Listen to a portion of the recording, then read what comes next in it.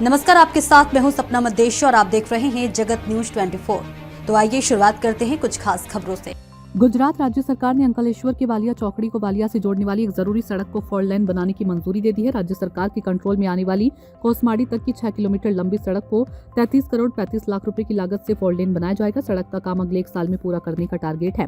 इस सड़क के 4 लेन काम का शिलान्यास राज्य मंत्री ईश्वर सिंह पटेल ने किया। सड़क के चौड़ा होने से इंडस्ट्रियल एरिया को जोड़ने वाली इस सड़क पर लंबे समय से चल रही ट्रैफिक जाम की समस्या से गाड़ी चलाने वालों और लोगों को बड़ी राहत मिलेगी। वालिया चौकड़ी से वालिया तक की ये सड़क इंडस्ट्रियल एरिया को जोड़ती है, जिस वजह से रोजाना ट्रैफिक को भारी बोझ रहता है। 4 लेन सड़क बनने से ट्रांसपोर्टेशन आसान होगा और इंडस्ट्रीज को भी फायदा होगा। उद्घाटन के मौके पर अंकलेश्वर नोटिफाइड एरिया अथॉरिटी के chairman Prabodh Patel, Ankleshwar notified area BJP president जय तरैया, इंडस्ट्री काउंसिलिंग प्रेसिडेंट विमल जेठवा, म्यूनिसिपैलिटी एग्जीक्यूटिव कमेटी के चेयरमैन नीलेश पटेल, पूर्व तालुका पंचायत प्रेसिडेंट अनिल पटेल और कई दूसरे नेता और लोकल लोग मौजूद थे। यहाँ ये बताना जरूरी है कि कोसमाड़ी से वालिया को जोड़ने वाली सड़क नेशनल हाईवे के अंदर आती है, जिसे भी 4 लेन सड़क में बदला जा रहा है। जगत न्यूज 24 गुजरात, भरूच अंकलेश्वर से गोविंद भाई परमार की रिपोर्ट।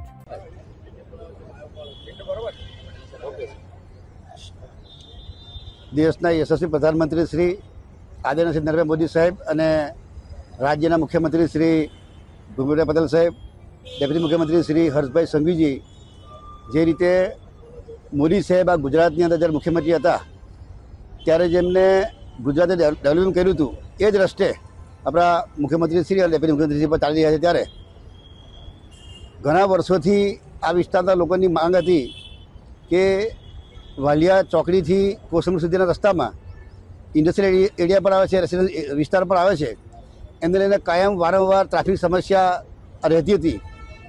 આજથી 10 વર્ષ પહેલાં આ ફોરલેનનું કામ મંજૂર થયું હતું, પરંતુ એ જ ગાળાની અંદર સ્ટેટમાં હતો રસ્તો ને એમાં નેશનલ હાઈવેમાં જવાને કારણે આપણું કામ ડિલે થયું।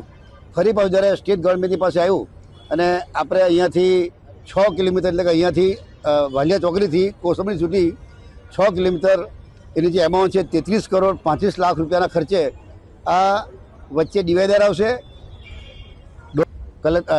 કોન્ટ્રાક્ટરશ્રીને પણ વિનંતી કરીએ છીએ કે આ કામ જલ્દી પતે, 18 મહિના સુધીમાં રાહ ન જોવી પડે, 12 મહિનામાં કામ પતે એ પ્રમાણે કરીને જલ્દી બને એ પ્રમાણે અમારા પ્રયત્નો છે। અને આ જ રીતે આવા અનેક રસ્તાઓ રાજ્ય સરકાર દ્વારા પણ કરવામાં આવ્યા છે, કેન્દ્ર સરકાર દ્વારા પણ કરવામાં આવ્યા છે। ત્યારે આવનારા દિવસોમાં આનાથી પાછો વિશેષ વિકાસ આ અંકલેશ્વરનો થવાનો છે।